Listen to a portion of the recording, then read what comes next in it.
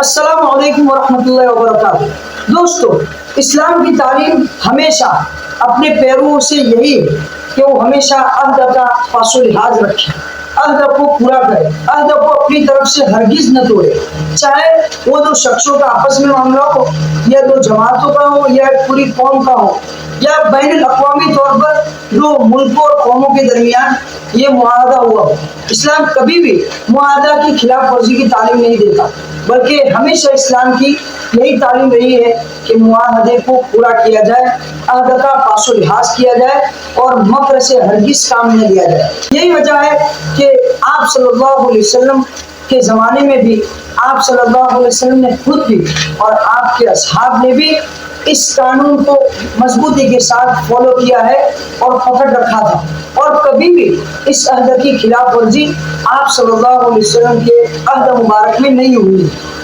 یہ ایک اٹل بات ہے۔ اب یہ جو چند واقعات ہیں جن کو لے کر کے مخالفین اسلام نعوذ باللہ من ذالک آپ صلی اللہ علیہ وسلم پر یہ الزام عائد کرتے ہیں کہ محمد صلی اللہ علیہ وسلم کی جانب سے مکر ہوا، عہد کو پامال کیا گیا اور ان کے ساتھ نعوذ باللہ غداری کا معاملہ کیا گیا۔ یہ ایک سنگین الزام ہے جو مخالفین اسلام چند واقعات کو لے کر کے آپ صلی اللہ علیہ وسلم پر اور آپ کے اصحاب پر عائد کرتے ہیں۔ آج کی اس ویڈیو میں ہم ان واقعات میں سے ایک واقعے کو لے کر کے ان کے اس الزام کا جواب دیں گے۔ یہ واقعہ ہے بنو نذیر کا واقعہ۔ اب بنو نذیر کے واقعے کی محض ایک سادہ سی صورت تو یہ ہے کہ جب آپ صلی اللہ علیہ وسلم کی جماعت کمزور تھی تو آپ نے ان کے ساتھ عہد کیا، اور جب جنگ بدر کے بعد طاقتور بن گئی تو اس وقت ان کے ساتھ عہد توڑ کے ان کو مدینہ سے نکال دیا گیا۔ یہ ایک واقعے کی سادہ سی صورت ہے، اور یہ سادہ سی صورت کو لے کر کے مخالفین اسلام آپ صلی اللہ علیہ وسلم پر الزام لگا رہا ہے نعوذ باللہ من ذالک۔ اب ہم جب اس واقعے کو تفصیل کے ساتھ بیان کرتے ہیں، اس کے تمام پہلوؤں کو اجاگر کرتے ہیں، تو پتہ چلتا ہے آخر میں کہ مکر دراصل اور اس عہد کے توڑنے کے مجرم رسول اللہ صلی اللہ علیہ وسلم نہیں بلکہ بنو نذیر تھے۔ ان کی جانب سے ہی، یعنی بنو نذیر کی جانب سے ہی اس عہد کی خلاف ورزی کی گئی ہے۔ اس کے بعد آپ صلی اللہ علیہ وسلم نے ان کو مدینہ سے نکالا ہے۔ بہرحال یہ واقعہ ایسے ہے، اس سے پہلے ایک بات کو سمجھ لینا چاہیے کہ جب آپ صلی اللہ علیہ وسلم اسلام کی تبلیغ کر رہے تھے اور اسلام پھیلتے پھیلتے مکہ سے مدینہ تک پہنچا، اس کے بعد جب آپ صلی اللہ علیہ وسلم کا مکہ میں رہنا مشکل ہو گیا اور اللہ کی جانب سے آپ کو ہجرت کا حکم دیا گیا، تو آپ مدینہ طیبہ تشریف لے گئے۔ جب آپ مدینہ منورہ تشریف لے گئے تو وہاں پر پہلے سے صدیوں سے یہودیوں کے چند قبائل آباد تھے، جن میں سے بڑے بڑے قبائل بنو نذیر، بنو قریظہ ہے، اور بھی قبیلے تھے، یہ آباد تھے۔ تو آپ صلی اللہ علیہ وسلم نے پہلا کام یہ کیا کہ مدینہ کے یہودیوں کے ساتھ معاہدہ کیا اس بات پر کہ وہ آپس میں جنگ نہیں کریں گے، اور دوسرا معاہدہ یہ ہوا تھا کہ دونوں فریق ایک دوسرے کے دشمنوں کی مدد نہیں کریں گے، یہ معاہدہ ہوا تھا۔ بہرحال اس معاہدہ کی بنا پر مسلمان یہودیوں سے بالکل مطمئن ہو گئے تھے اور اپنا جو اصل مقصد تھا اسلام کی تبلیغ وہ کام کر رہے تھے۔ لیکن اس معاہدے کے باوجود یہ دیکھنے میں آتا تھا کہ بنو نذیر مشرکین مکہ کے ساتھ ساز باز رکھتے ہیں، ان کے ساتھ خفیہ چالیں چلتے ہیں مسلمانوں کے خلاف، اور مسلمانوں کے خلاف مکر کی باتیں کرتے ہیں۔ یہ آپ صلی اللہ علیہ وسلم اور سارے مسلمانوں کو یہ بات پتہ چل گئی کہ بنو نذیر کے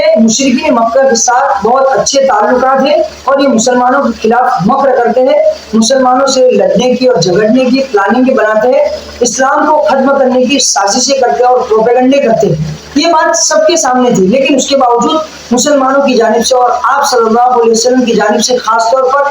ان کے خلاف کسی بھی کارروائی کا کوئی حکم نہیں دیا گیا۔ مسلمان دیکھتے رہے، انتظار کرتے رہے کہ یہ لوگ کیا کرتے ہیں۔ اس کے بعد ایک واقعہ یہ ہوا کہ بنو نذیر کی جانب سے آپ صلی اللہ علیہ وسلم کے پاس ایک قاصد آیا، اور انہوں نے یہ پیشکش کی کہ آپ اپنے 3 آدمیوں کو لے کر کے آئے اور ہم اپنے بڑے 3 عالم بھیجتے ہیں، ایک درمیانی مقام پر دونوں یعنی آپ کی جانب سے 3 آدمی اور ہمارے 3 عالم بحث و مباحثہ کریں۔ اگر آپ اپنے اسلام کی حقانیت ہمارے ان 3 عالموں پر ثابت کر دیں تو ہم اسلام قبول کر لیں گے۔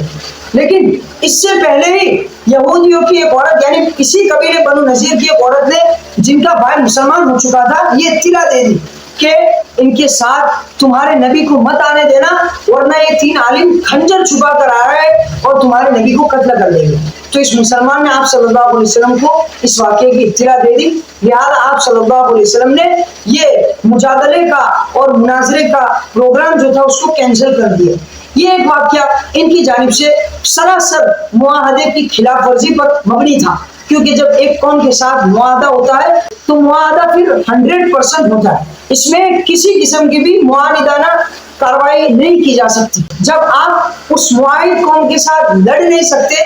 تو ان کے خلاف چالیں بھی نہیں چل سکتے اور ان کے دشمنوں کے ساتھ ساز باز بھی نہیں رکھ سکتے۔ یہ معاہدہ کے سراسر خلاف ہے اور دنیا کا ہر مکمل اس بات کو تسلیم کرتا ہے۔ بہرحال یہ تو ایک واقعہ ہوا۔ دوسرا واقعہ اس کے بعد اس طرح پیش آیا کہ بنو عامر کے 2 آدمیوں کی نیت کے سلسلے میں آپ صلی اللہ علیہ وسلم بنو نذیر کے قبیلے میں تشریف لے گئے، اس نیت کے معاملے کو حل کر لے گئے۔ اس سلسلے میں آپ جب ان کی قبیلے میں تشریف لے گئے تو انہوں نے آپ صلی اللہ علیہ وسلم کو ایک جگہ بٹھایا اور کہا کہ ہم ابھی اس معاملے کو حل کر لیتے ہیں اور اس کو نمٹا دیتے ہیں۔ بہرحال یہ جب اندر گئے تو ان دشمنوں نے آپس میں مشورہ کیا کہ موقع اچھا ہے، تم میں کا کوئی آدمی اوپر چڑھ کے اوپر سے ایک بڑا پتھر اور بڑا پاٹ گرا دے اور نعوذ باللہ محمد صلی اللہ علیہ وسلم کا اسی وقت خاتمہ کر دے۔ یہ انہوں نے پلاننگ بنا دی، لیکن بذریعہ وہی آپ صلی اللہ علیہ وسلم کو اس کی اطلاع دے دی گئی تو آپ صلی اللہ علیہ وسلم جلدی سے وہاں سے اپنے اصحاب کو لے کر کے نکل گئے۔ اس واقعے کی اطلاع جب بنو نذیر کو ہوئی تو ان کو بھی پتا چلا کہ ہماری طرف سے ایک ناکام کوشش کی گئی ہے جس میں ہم ناکامیاب ہوئے۔ بہرحال یہ ایک دوسرا واقعہ تھا۔ اب پیمانہ صبر لبریز ہو چکا تھا، ان کی جانب سے یہ مسلسل بدعہدیہ اور سازشیں اس قدر بڑھ گئی تھی کہ مسلمانوں کو اس بات کا اندیشہ لاحق ہو گیا کہ یہ آستین کے ساتھ کسی بیرونی حملے کے وقت مدینے کی سلامتی کو خطرے میں ڈال دے اور مسلمانوں کے خلاف اچانک عہد کی خلاف ورزی کر کے جنگ میں کود نہ پڑے۔ اور خطرہ اس قدر بڑھ گیا تھا کہ اس کا اندازہ آپ ایک واقعے سے لگا سکتے ہیں۔ ایک صحابی جب وفات کے قریب پہنچ گئے تو انہوں نے اپنے گھر والوں کو وصیت کی کہ اگر میں رات کو مرتا ہوں تو میری مرنے کی اطلاع اور خبر رسول اللہ صلی اللہ علیہ وسلم کو نہ دینا کہ آپ میرے جنازے کے لیے رات کو نکلے اور کوئی یہودی آپ پر چڑھ نہ آئے۔ اس خطرے کے باعث آپ نے پہلے سے وصیت کر دی۔ آپ انداز لگا سکتے ہیں اس واقعے سے کہ ان کی جانب سے خطرہ کس قدر بڑھ گیا ہوگا۔ اس کے باوجود آپ صلی اللہ علیہ وسلم نے ان پر ڈائریکٹ کوئی حملہ نہیں کر دیا، کوئی چڑھائی نہیں کی، بلکہ ان کو ایک الٹیمیٹم دیا کہ تم نے ہمارے ساتھ غدر کیا ہے، مکر کا معاملہ کیا ہے، لہذا تم خود 10 دن کے اندر اندر مدینہ خالی کر دو ورنہ میں تم سے مجبوراً جنگ کروں گا۔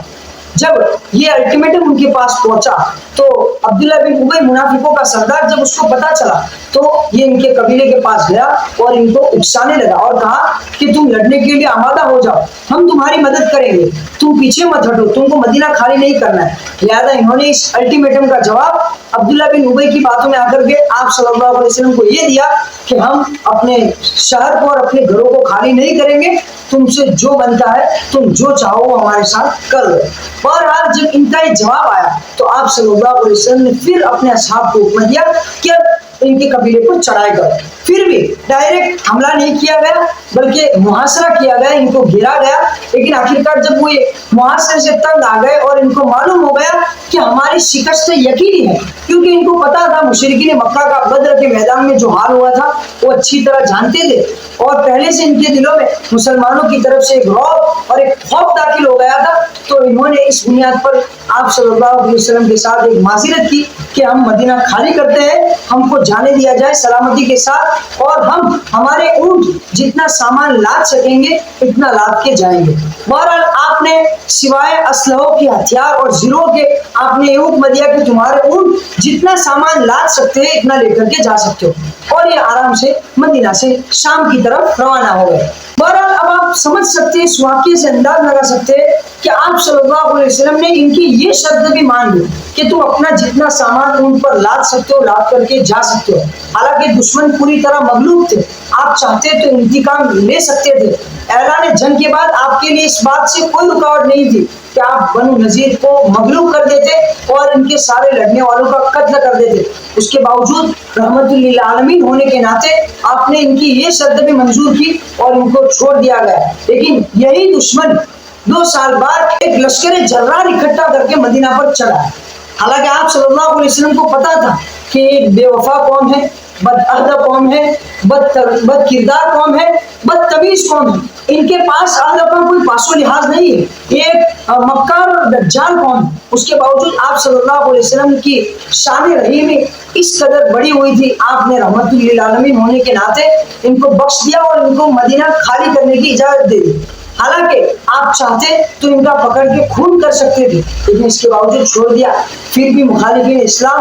تعصب میں اندھے ہو کر کے یہ الزام عائد کرتے کہ محمد صلی اللہ علیہ وسلم نے مکر کیا، نعوذ باللہ من ذالک۔ امید ہے کہ آپ کو پوری وضاحت سمجھ میں آ گئی ہوگی۔ اگر اس سلسلے میں کوئی سوال یا کوئی اشکال ہے تو آپ ضرور کمنٹس میں اپنے سوال کا اظہار کریں، ہم اگلی ویڈیو میں انشاءاللہ اس سوال کا جواب دینے کو تیار ہیں۔ والسلام۔